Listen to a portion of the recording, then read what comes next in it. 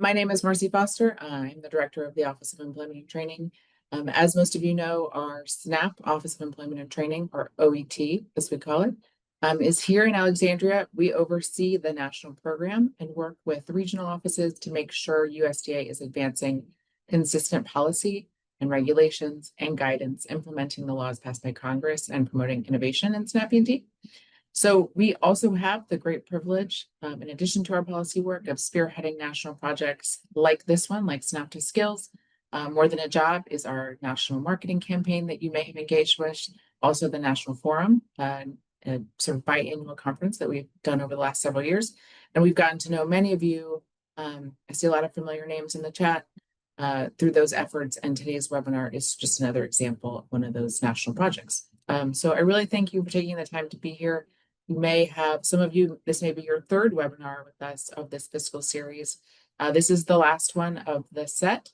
They all will be available online for any of your colleagues who didn't get a chance to participate.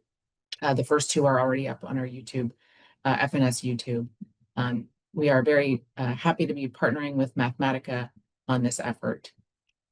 So you all, as operators of SNAP E&T, and I understand we may have program and fiscal staff on the call, which is an excellent start. The program is designed to be flexible, and this is its greatest strength. Though SNAP E&T can help participants at all parts of the spectrum of the education and skills spectrum, helping a participant from where they are to where they want to go. That flexibility, ironically, is what makes this program so complicated from a fiscal management standpoint, because it's trying to meet a lot of goals and a lot of purposes. And so today's webinar on cost allocation, I think it takes up a healthy share of the questions that we receive, some of the thorniest questions in the national office, and it can be tricky to untangle. So I encourage you. There is some interactivity built in today's webinar, and I encourage you to really dig into that conversation and ask your honest questions. This is a no judgment zone. This can be a hard topic, and it really is very detailed. But understanding cost allocation is an important topic as you work with new providers who are delivering effective programs who you may want to partner with, and they're using all sorts of resources available to them. So understanding how to piece those out that are appropriate for SNAP E&T is very important. And hopefully this webinar gives you some confidence to move forward and gives you a better, clear understanding of fiscal processes associated with SNAP E&T and with cost allocation. So I think we can go to the next slide. I think it's just some introductions. Yep, so that's me. I'm Marcy. We also have Loretta Robertson, who is really the leader on all fiscal policy in SNAP E&T at the national office. She will be giving some remarks later on in the and talking about some new resources we have available at FNS to help you with these really thorny topics. And then I think the next slide is our Mathematica partner. So we're also really privileged to be able to partner with Mathematica. John McKay, Elizabeth Brown, and Milena will be doing the bulk of the delivery of the content delivery and facilitation for this conversation today. So I think that's it for me. I'll turn it over to John. Great. Thanks so much, Marcy, and welcome everyone. It's great to have you with us today for this third webinar, as Marcy mentioned in the series. Our goals for today are that you walk away from the session having learned some ways to enhance the accuracy, the efficiency, and the integrity of allocating costs for SNAP E&T. As Marcy mentioned, it can get pretty complicated by nature of the flexibility and the different funding streams associated with this program. And so today we want to really unpack what that looks like to allocate costs that are specific to SNAP E&T and that may be shared across programs in a way that preserves the integrity of that funding. The second is that we hope that you will identify an area for improvement for yourself, for your state, as you think about your current financial management practices, your partnerships with intermediaries and providers and others, maybe at the county or state level, that this provides you with some really concrete ideas for where you can grow or strengthen your practices, and that leads to better fiscal management in the program overall. If you've been with us for prior webinars, you've heard us talk about this fiscal life cycle. It was something that we introduced and walked through in the first webinar. And so I just want to anchor us back into this as a framework for what we're going to talk about today. right? There are these different stages of the life cycle. It is somewhat fluid in terms of how the phases flow together. It's cyclical in that it kind of the reporting of data leads back into planning, and this is a process that states are going through on a regular basis. Today, we're really going to focus in on the spend, track phases of this life cycle, and we're going to talk about the financial monitoring piece of this and the role that states play in ensuring that costs are being allocated. Right? But effective tracking of the spending is an important condition of being able to ensure that costs are being allocated. And we want to talk about both proactive strategies for how to ensure that is happening with your providers, right? How do we set this up well and create good expectations, put parameters and structures and procedures in place that will support accurate cost allocation, that we have means of tracking and monitoring that as we move throughout the fiscal year, and that we have ways of being responsive when issues arise, right? So through our financial monitoring, we're able to detect when there are issues. Through the use of documentation, we can spot where there might be a problem with allocation, and we can dig into it before it becomes a major problem. So those are things that we'll be talking about today, and they're sort of situated in this life cycle, sort of at the bottom of the U, if you will. And so I want to open us up with a quick interaction with you all through a poll. So our host is going to put up a Zoom poll here. And so if you could just take a minute to respond to this question. How would you say your providers are doing with cost allocation when it comes to SNAP E&T? The choices there being great, this is not a problem in our state. Most handle it well, a few struggle. It's a real mix. Some handle it well, some struggle. This is an area for improvement for us, or cost what? What are you talking about? So I'll give you just a second to respond to the poll. And so far, with about 2/3 of you having responded, it looks like the plurality of your responses is that it's a real mix. Some providers handle it well and some struggle. Let's go ahead and publish the results of that poll so everybody can see it.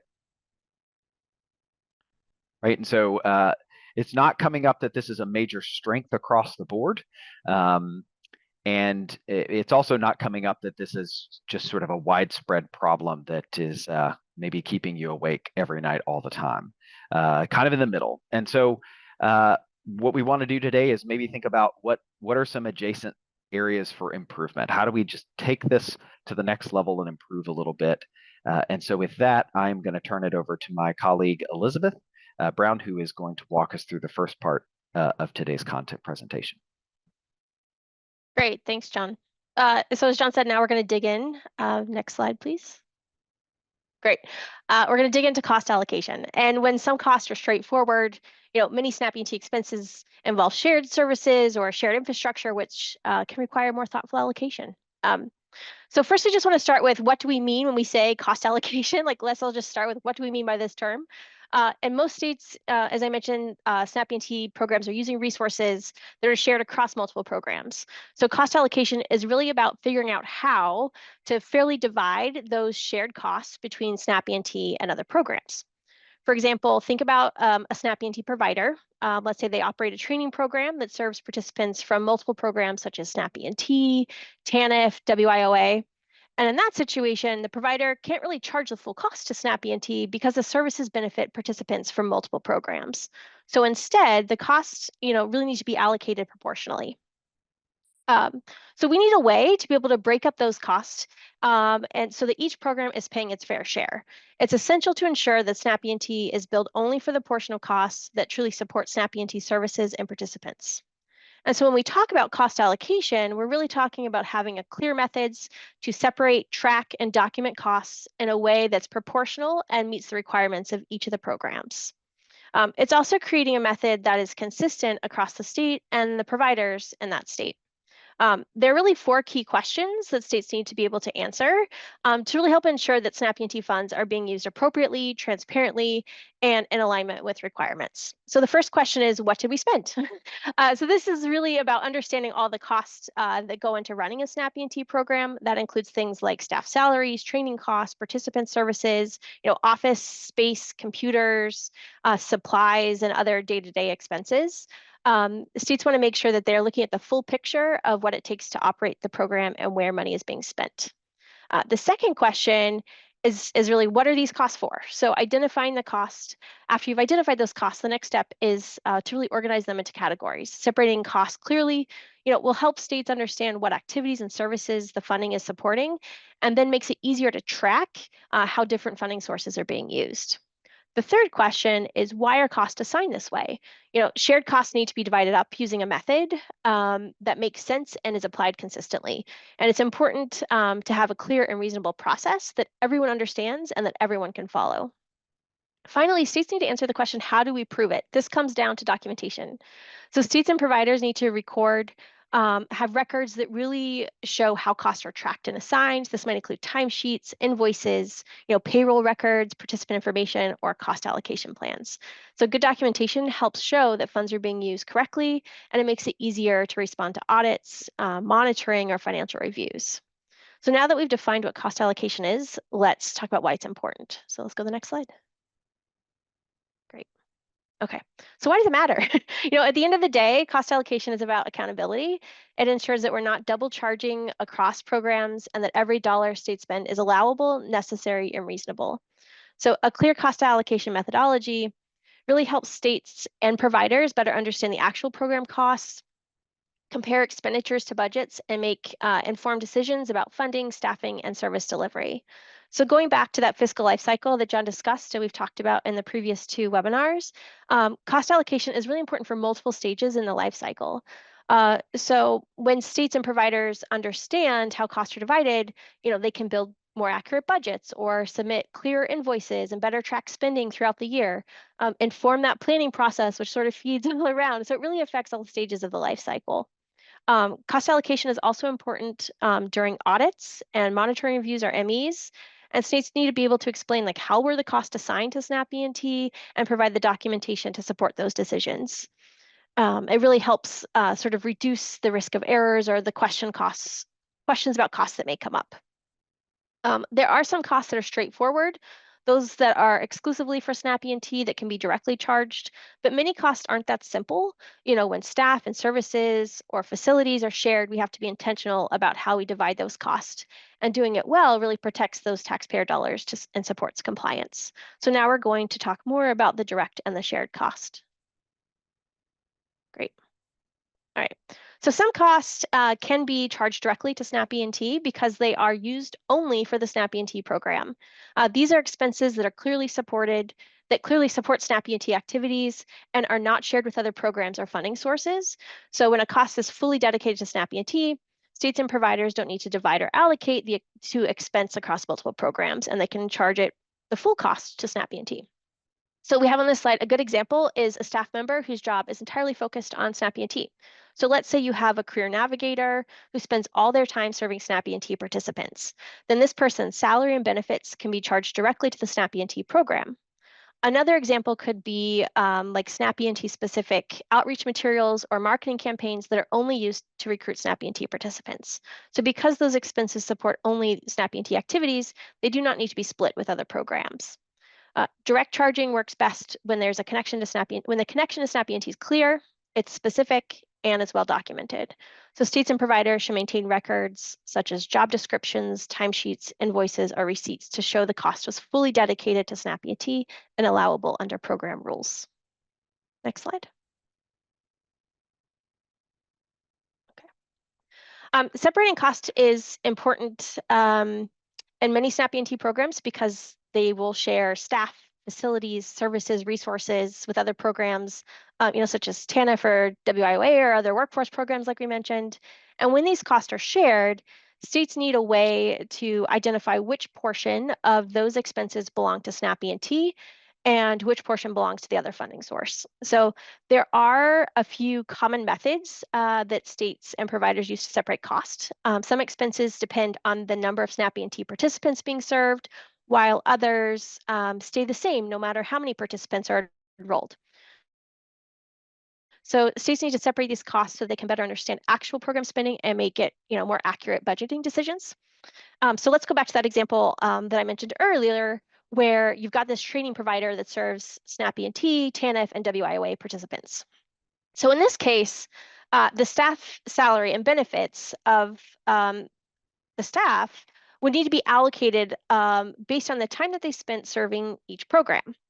Another example is a community college. Let's say we've got a community college that operates a welding program, and this welding program, serves participants from different programs. So for the sake of our example here, let's say that there are 40 participants that are serving from SNAP E&T, 25 TANF participants, and 35 participants through a workforce program.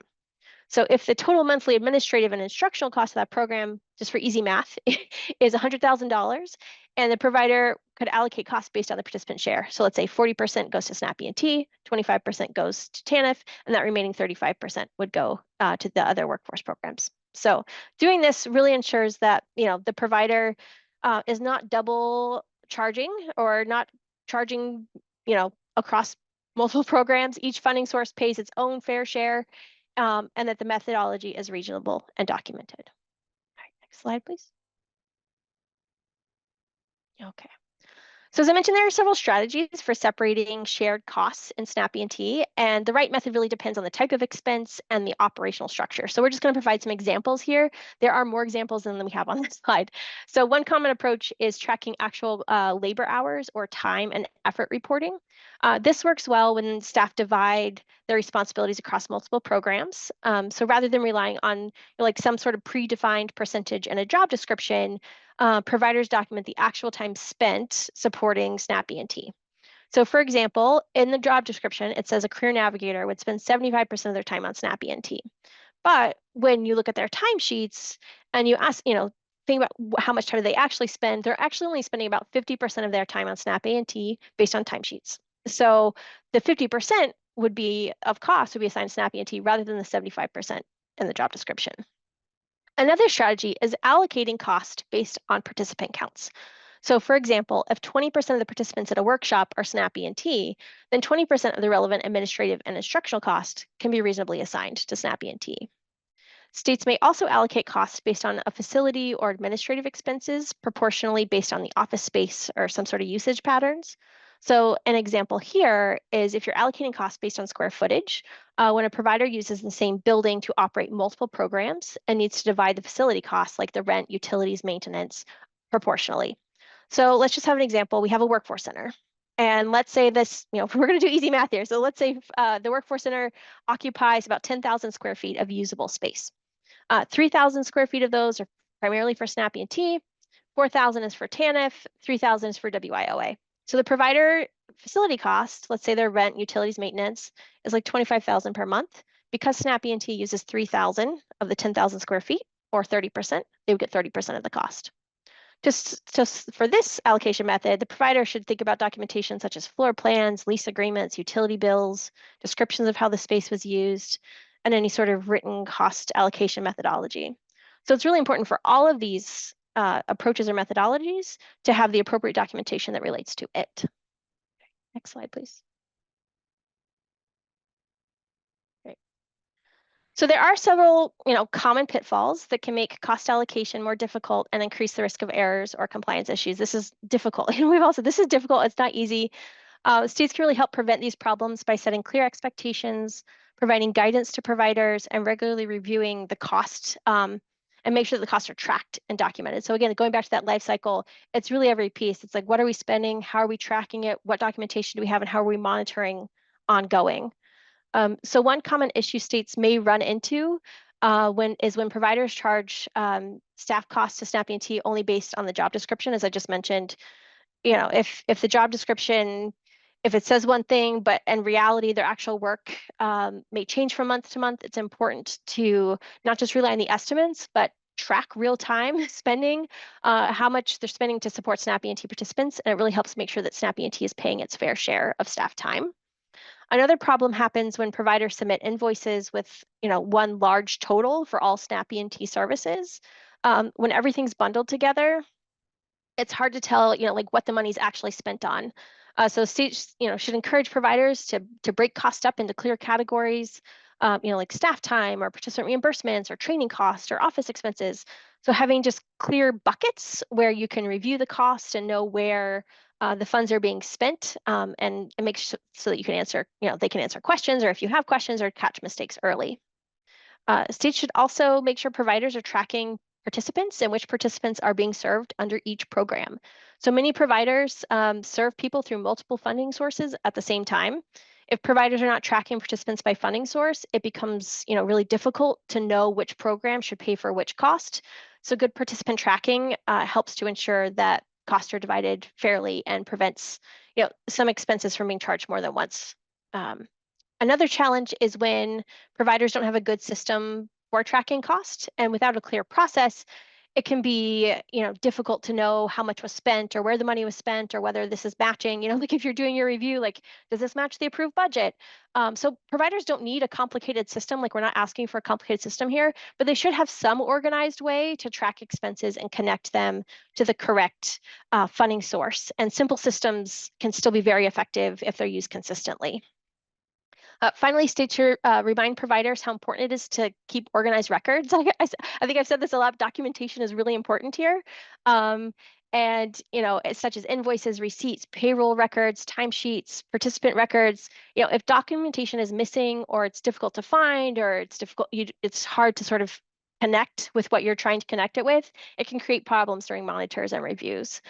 So having a clear process for saving and organizing records can help the state as well as the providers in their record keeping.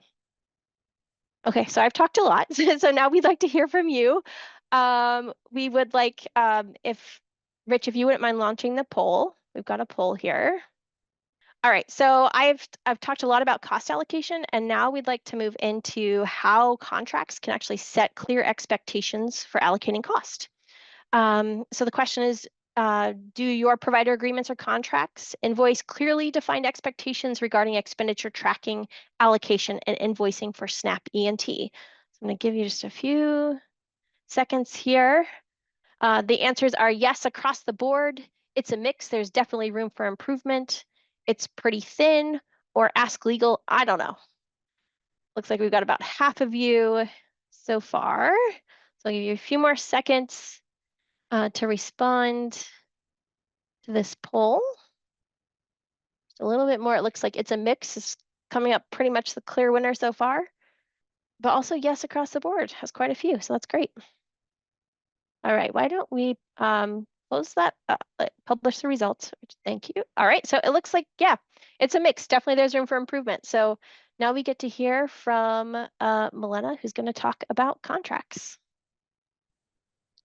Thanks, Elizabeth. So I'll talk more about the role contracts can play in setting the stage for successful cost allocation. Contracts are the foundation of the relationship between the state and its partners, and they can help articulate clear expectations for program operations. When contracts are set up well, they can prevent some of the cost allocation pitfalls Elizabeth just mentioned. And so setting up contracts well from a fiscal perspective means clearly defining expectations for how costs will be allocated, tracked, and invoiced right from the start to facilitate a smooth fiscal process throughout the year.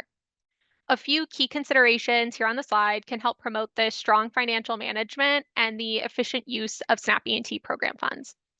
So first, you want to work with providers to establish the services they will offer as part of SNAP E&T, and then define the allowable costs related to those services. This is really where you as the state want to start with your partners so that everyone is on the same page about what services will be offered and how those services can be supported by SNAP E&T funds. As you expand your partnerships with intermediaries and providers, you might consider developing statewide policies related to tracking expenditures, allocating costs, and invoicing. After you establish those policies as the state agency, you could incorporate them into each provider or intermediary contract. This gives you a foundation for cost allocation and helps promote accountability and consistency across all of your partners.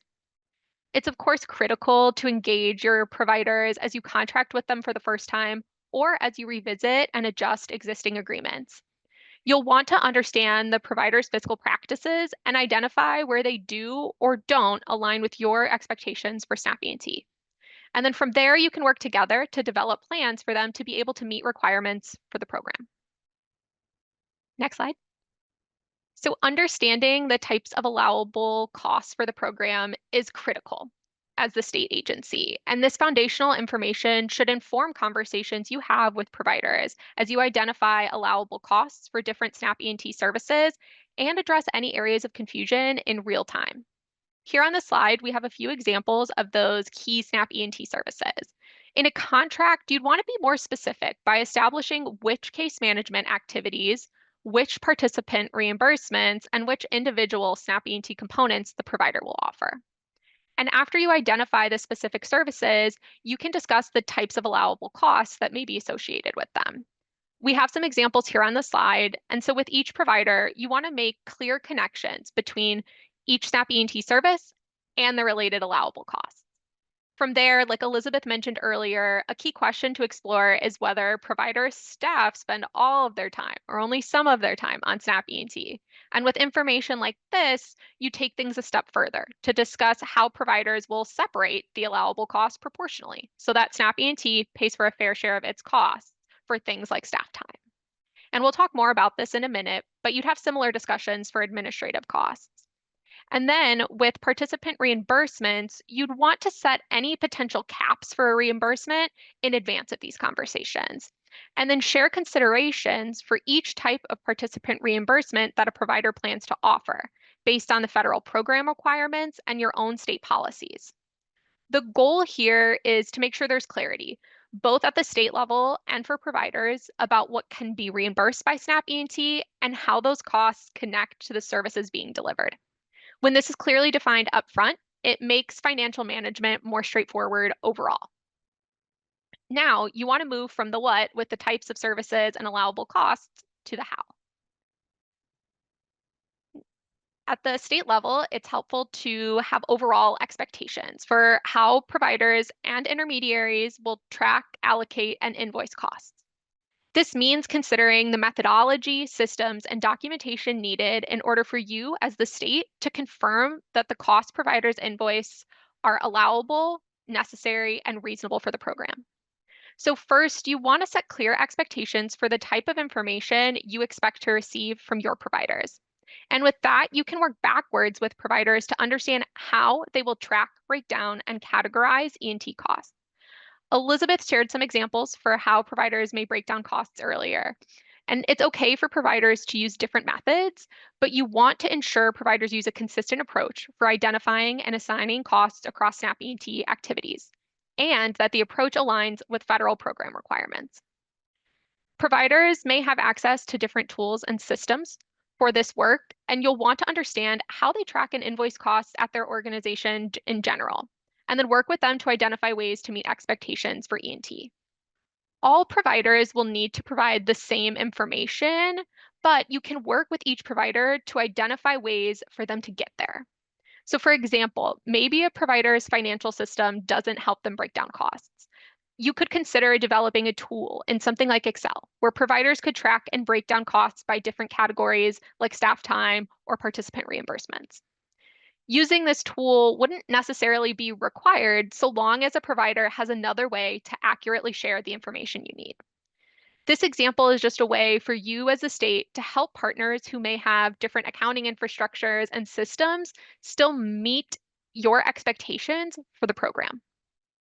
And then lastly, documentation is really the foundation for allocating costs. Documentation may not look exactly the same for all providers, but generally all providers should be able to share records with key information that Elizabeth mentioned earlier. There are some different types of documentation that you may need to gather from your partners to verify that costs are allowable for SNAP E&T. So for example, you might ask providers to retain some information and share it with you as you finalize the contract, but you might not need to see it on an ongoing basis. This could include identifying federal and non-federal funding sources that will be used for SNAP E&T. And then you might have specific information that you want to see with every invoice.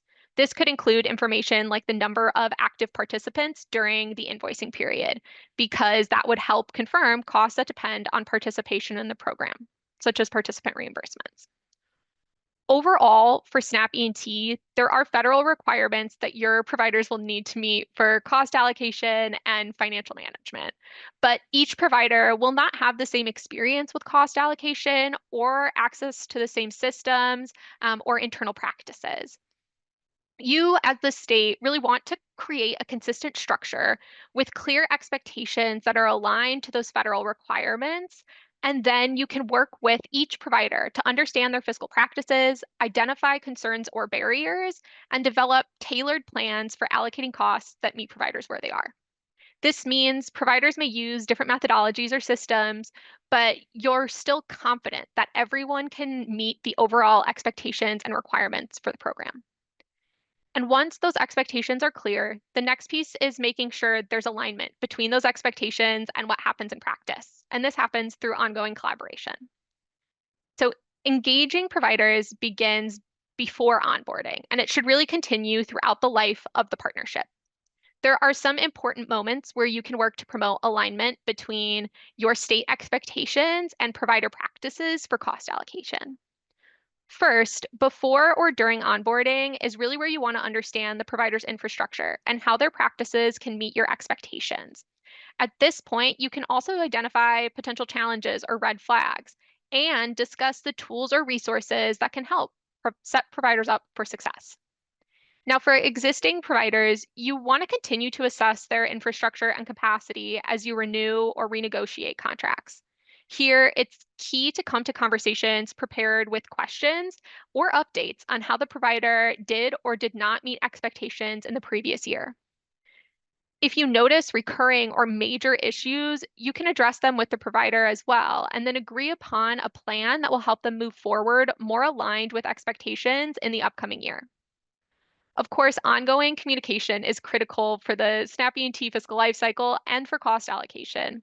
This communication could happen in trainings for providers, technical assistance, or just regular one-on-one meetings.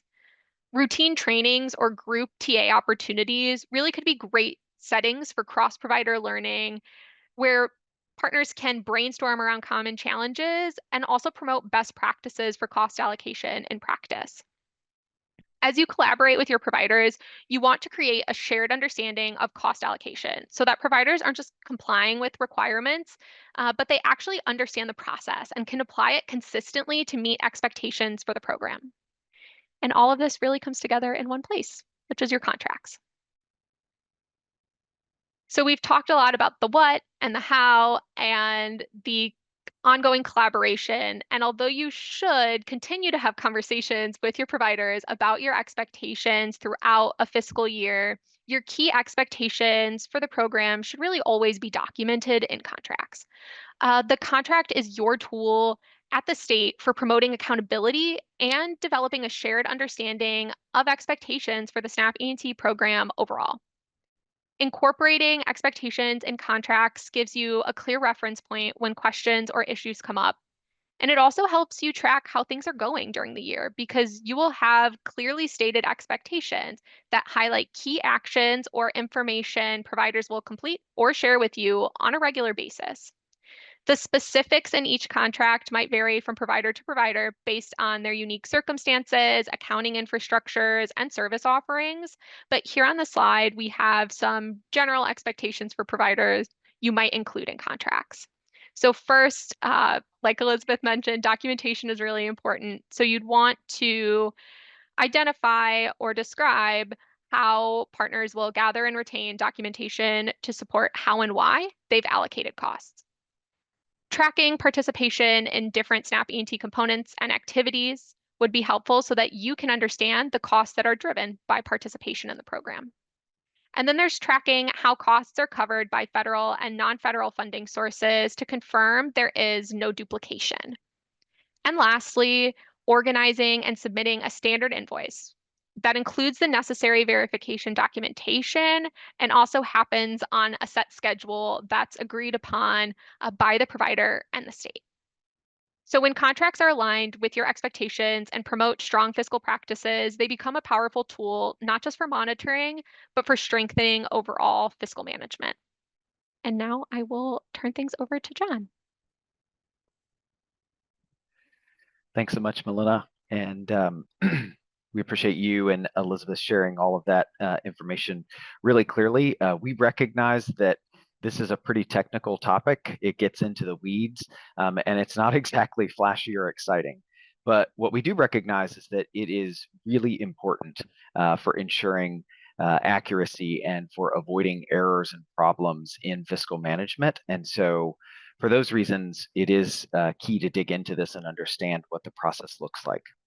Because we've now presented the information to you and sort of spent time walking through it, we want to create some space in the second half of this session to dig into it and be a little more applied and practical about what this looks like. And so we're going to have some smaller group breakout discussions that will give you a chance to interact with each other at the state level, to hear from one another about what's kind of resonating with you. What are some practices that your state is currently using to manage cost allocation? How do you navigate this with your providers? What procedures do your intermediaries use? Where do you run into challenges and problems? How do you deal with them? What are some of the ways that you mitigate those problems through training, through ongoing fiscal management support, through technical assistance, through audits and management evaluations? So this is an opportunity to connect with others doing the work, to hear from them, to share some of your challenges, and to maybe brainstorm some ideas about where you could potentially improve. So we're going to open up 7 breakout rooms, and we'll have about 25 minutes for the discussion before we come back to the main room to debrief and close out today's webinar. Welcome back, everyone. Thanks for engaging in those breakout room discussions. The fact that we could talk for 30 minutes about cost allocation may in and of itself be a testament to everybody's grit and perseverance. So I hope it was fruitful. Just wanted to share out some quick themes and points that came up in those breakouts that won't take long here, but we'll just have each moderator briefly share something that came up in their group, a theme. And I'll start since I'm speaking, and then we'll kind of work our way around just to give you a full sense of the discussion. We had a great conversation in my breakout room, quite a few states represented. I would say that one of the kind of the takeaways that a state is working on from our group is thinking about how to make provider contracts more specific and customized to the provider and the types of component services that they're offering, right? So not just using a generic scope of work and therefore a generic approach to the finances, but really thinking about how to customize that to the provider and the type of services they are providing, so that we can be more concrete and specific about how those costs need to be allocated accordingly. We also talked about a challenge related to providers coming back with narratives and costs where the personnel cost just seemed to sort of be a lot larger than you would anticipate for the number of participants or the type of services being provided, or it just doesn't seem quite reasonable. And so how do we navigate that? We talked a little bit about how to use participant program engagement data to get at that issue and to maybe cross-reference it with other provider data to get a sense of what seems reasonable, the amount of staff and the amount of costs associated with providing those services. There's a lot more I could debrief, but those were 2 things that really stood out to me. With that, I will turn it to Elizabeth to share about her group.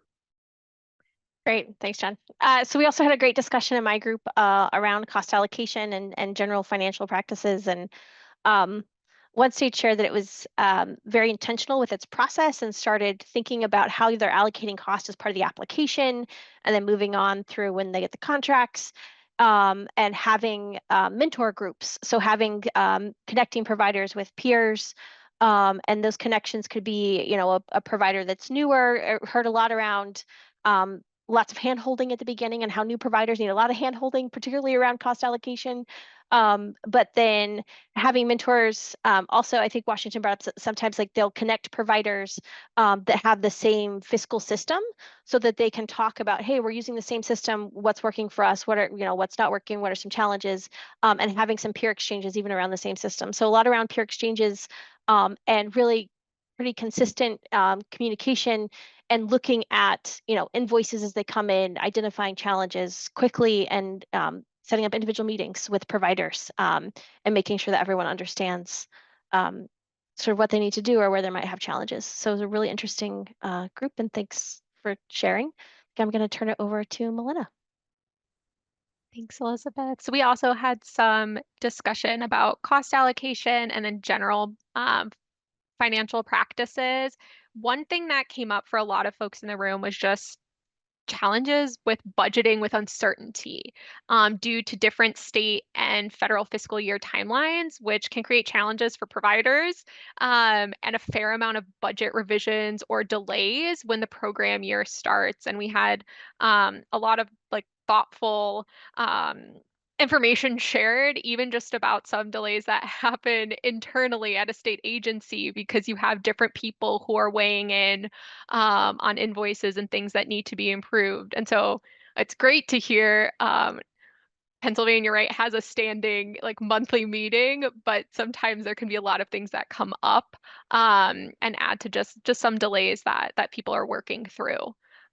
Another item that came up was thinking about how to encourage providers to submit invoices on time, especially when providers say, "Oh, we haven't served that many participants, so we'll put it off this month. We'll put it off next month," and all of a sudden, someone might submit 10 invoices at one time. And so we had also a note about maybe some community college partners who might just have one single person in the community college system responsible for approving invoices, which creates delays in getting those invoices for SNAP E&T. And so Alabama shared, they had worked with one person at their community college partner who is responsible for financial things for SNAP E&T. And it sounds like that has started their fiscal year off strong so far, with seeing, invoices coming in on that monthly basis that they've expected now that they kind of have one key person. I can turn it over to Gretchen now to share from her room. Thanks, Melina. So we also had a really robust conversation around this, and we heard from several states, and it sounds like some of the best practice that they shared is that they're doing a lot of work up front, right, with having conversations during the budgeting phase. They provide templates in some cases for budgeting and allocation, so that all of the providers up front are laying things out correctly. There's also a lot of collaboration, it sounded like, in many of the states that we're talking, between their fiscal, contracts, and program folks. Some of them are meeting as a team together to go over contracts for providers. And then there was also a lot of discussion around having meetings with providers. One state talked about quarterly meetings that they have to talk about allocation and invoicing and sort of the very fiscal management pieces of the projects. Or the programs. And then also monitoring visits as well. That's a really good place to be able to ensure that the providers are providing the documentation that they need, and the allocation is what's expected. And someone mentioned also in particular, if it's new providers, those are the ones that are getting visited in their first year and maybe their first couple of years, to make sure that they're doing it right. But some of the ones that have been doing it for years are, they don't have as many problems with. I will say one challenge, I think Melina maybe was touching on some of the community colleges. Sounds like community colleges and tech centers, sometimes they're not as inclined to break out the costs. And so that was one of the challenges that did come up in the room, of how to work with them to break the costs out for the allocation, to make sure that they're allocating correctly, and not there's some hidden costs, was how they talked about it. So yeah, I think that's kind of covers it, and I'll pass it to Sheila. Thanks, Gretchen. In our group, we had something similar to what Elizabeth was describing in her group. We had an interesting conversation, a little bit of our conversation about the role of almost coaching providers and helping them build their capacity around sort of providing cost allocation documentation and what that should look like and should be. We also talked about sort of, a little bit of an innovative vibe, taking existing tools and modifying those to respond to specific needs and maybe close some gaps. We had some folks that are thinking creatively in our group, which I really dig. We did get in a little bit to overarching themes through the 3-part series and what did people find useful and how might they use that going forward. And someone's gonna rewatch the videos and sort of re-engage with the nuggets and see if there's more there that they might have missed the first time, but also share the YouTube links with their state vendors so that so everybody's more on the same page about where they're trying to go with these efforts. So a pretty good robust conversation in our group. Really enjoyed it. And I think I'm passing to Mary. Great, thanks, Sheila. Yeah, my group covered something similar to what you were sharing and what Elizabeth said about the importance of those one-on-one conversations with providers, trying to understand when documentation is insufficient, what the provider is trying to convey. And then also we heard from that state about the importance of explaining the why cost allocation is so important when speaking with providers, helping them to understand, what's important and what's needed out of them. I also heard, which I thought was great, one state said that they were realizing through this webinar series that they only really talk about cost allocation with their providers when they're first approved, and that it would be helpful to have sort of some refresher trainings on a recurring basis. So for the the older providers, it's just fresher in their mind. So I thought that was great. And I'll pass it to Rachel. Thank you, Mary. I think we were all on theme here. I think we heard a lot of similar things in our group too. We had a lot of conversation about the challenges of cost allocation when providers are delivering services under multiple federal funding streams. We talked through that, and one of our key takeaways was the value of having those upfront conversations and ongoing conversations with providers about cost allocation and all these other topics that we've been discussing in this series. A lot of great ideas from states. Some states talked about how they provide like a sheet that helps providers sort of calculate what they expect their SNAP reimbursement to be based on actual participation so that they can plan ahead. And some states describing how they might have like a single contract for a provider, but they actually track the services separately with separate invoices and separate contract numbers, and that helps them understand cost allocation. So yeah, I think a lot of great ideas kicking around. I think I turn it back to you, John. Yeah, thanks everybody for sharing. I hope that's helpful for those of you to hear what other groups talked about. And I know there were some connections made in our group to follow up with peers in other states. So we're happy that those have been made. And again, thanks for being part of the conversation today. We hope it was helpful to you. I'm going to turn it over to Loretta to just talk about some resources and to close us out with thanks today. Great, thank you, John. So do we have another slide, I think? Great. So first, though, I'm going to ask John or Sarah if you can put the evaluation in the chat or for everyone. So I'll ask everyone to complete the evaluation of this webinar. Give us your thoughts. We really appreciate your feedback. And so if you'll take a minute to do that before you leave today, we'd appreciate it. So I'm going to talk just a couple of minutes about the resources that we've got coming. So I'm really happy to announce that we've got our SNAP E&T Fiscal Management Toolkit that has cleared, has received approval and is cleared. And so we are going to be posting that on our website very soon, within the next few days, early next week. And so what that fiscal toolkit is we developed that in collaboration with our colleagues in the Grants in Fiscal Policy Division. And it provides state SNAP agencies with a practical, data-driven framework for managing E&T finances. It aligns the fiscal operations with statutory requirements, the program goals following the life cycle that we've been talking about. But one of the most important things that it does is it really helps the program staff and the fiscal staff really build a shared understanding of E&T through common terms. So it's going to be posted. You'll receive notice through your regional offices when that link is available. As well, at that same time, we will also post the link to the 2 previous webinars that are on our YouTube channel, the FNS YouTube channel that Marcy mentioned earlier. We'll post links to that also, along with the fiscal toolkit and those slide decks. 2 other resources that we've got coming that are in process of clearance is a cost allocation tool, which is I think a brief document that you'll be able to really use with your providers and your vendors, again, to have a shared understanding about cost allocation.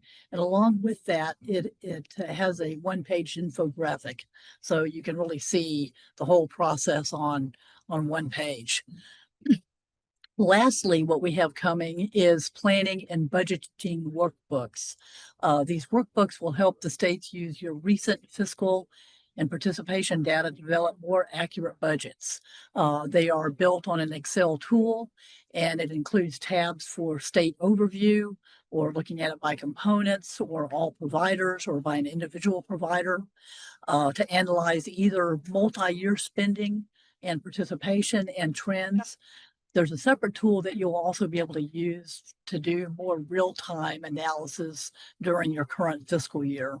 And so we have 2 sets of that will be posted as soon as they are cleared. One is for the state administered states, and then there's a separate set that is for the county administered states.